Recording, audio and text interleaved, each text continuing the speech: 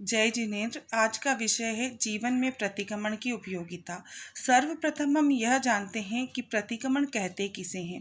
प्रतिक्रमण का शाब्दिक अर्थ होता है पीछे लौटना, अर्थात साधक जिस क्रिया द्वारा अतीत में प्रमादवश किए हुए दोषों, अपराधों और पापों का प्रक्षालन करते हैं, पश्चाताप करते हैं, वह प्रतिक्रमण कहलाता है। प्रतिक्रमण न सिर्फ अतीत में हुए असावधानी क्रियाओं या प्रमादवश हुए अपराधों से बचाता है, परंतु प्रतिक्रमण के द्वारा भविष्य काल के दोषों की भी विशुद्धि की जा सकती है। प्रतिक्रमण का एक अन्य नाम आवश्यक सूत्र है। प्रतिक्रमण को आवश्यक सूत्र क्यों कहा जाता है? प्रतिक्रमण को आवश्यक सूत्र इसलिए कहा जाता है क्योंकि प्रतिक्रमण में 6 आवश्यक होते हैं और उन 6 आवश्यकों में सबसे बड़ा आवश्यक हमारा होता है प्रतिक्रमण। इस वजह से प्रतिक्रमण को आवश्यक सूत्र का भी नाम दिया जाता है। प्रतिक्रमण की आवश्यकता क्यों है? प्रतिक्रमण हमें क्यों करना चाहिए? प्रतिक्रमण साधक जीवन की एक अपूर्व कला है तथा जैन साधना का प्राण तत्व है।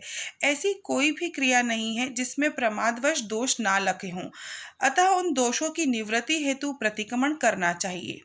तन पर लगा रोग एक जन्म तक ही पीड़ा देता है, परंतु मन पर लगे रोग हमें जन्मों जन्मों तक पीड़ा का अनुभव करा सकते हैं।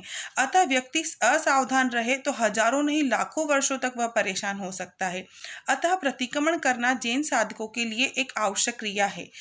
अब है प्रतिक्रमण से मोक्ष की प्राप्ति भी संभव है।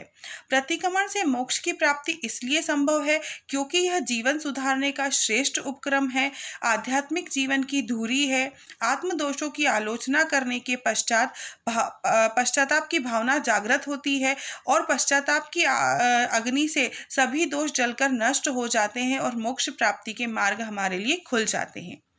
प्रतिक्रमण ना सिर्फ मोक्ष प्राप्ति संभव कराता है, परंतु प्रतिक्रमण से आत्मशुद्धि भी संभव हो सकती है। प्रतिक्रमण हमारे दैनिक चर्या का अवलोकन किया करता है। आत्मा में रहे हुए आस्त्रव आदि जो अतिचार रूपी छिद्र है, उनको भी प्रतिक्रमण के द्वारा उन छिद्रों को रोका जा सकता है। जिस प्रकार वस्त्र में या कपड़े मैले होने पर साबुन सर्फ के द्वारा उन्हें साफ किया जा सकता है, उसी प्रकार आत्मा पर लगे अतिचार आदि मलिनता, पश्चाताप आदि को भी हम प्रतिक्रमण द्वारा साफ कर सकते हैं। माफ कीजिए, सॉरी आदि कहने पर माफ कर दिया जाता है। उसी प्रकार अतिचारों की निंदा करने से, पश्चाताप करने से आत्मशुद्धि हो जाती है। दैनिक जीवन के दोषों का सेवन नहीं करने की प्रतिज्ञा आत्मशुद्धि कहलाती है और यह प्रतिक्रमण के द्वारा संभव है। प्रतिक्रमण हमें न सिर्फ अतीत में हुए कर्मों से बचाता है, परंतु भविष्य की भी हमारी आत्मशुद्धि के साधन को प्रशस्त करता है।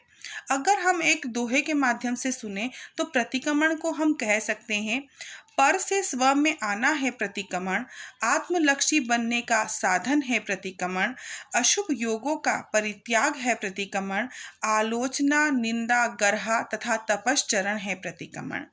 अब हमारा टॉपिक था, आज का विषय था प्रतिक्रमण की उपयोगिता, अर्थात प्रतिक्रमण करने से हमें क्या लाभ होते हैं, हम क्या लाभ प्रतिक्रमण के द्वारा प्राप्त कर पाते हैं।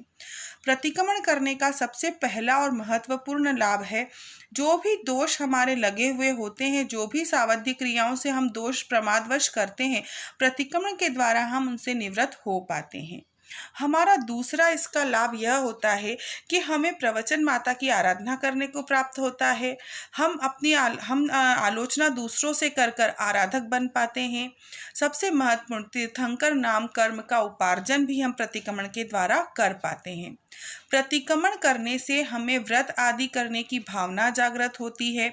अशुभ कर्मों के बंधन से भी हम बच पाते हैं और आवश्यक सूत्र का स्वाध्याय हम आसानी से प्रतिक्रमण के द्वारा कर पाते हैं।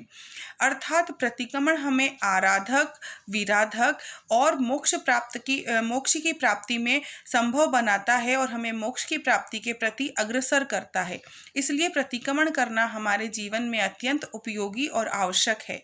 जय जिनेंद्र। मेरा नाम सुरभि जैन है। मैं भवानी मंडी राजस्थान में रहती हूँ और मेरी उम्र 31 वर्ष है। धन्यवाद।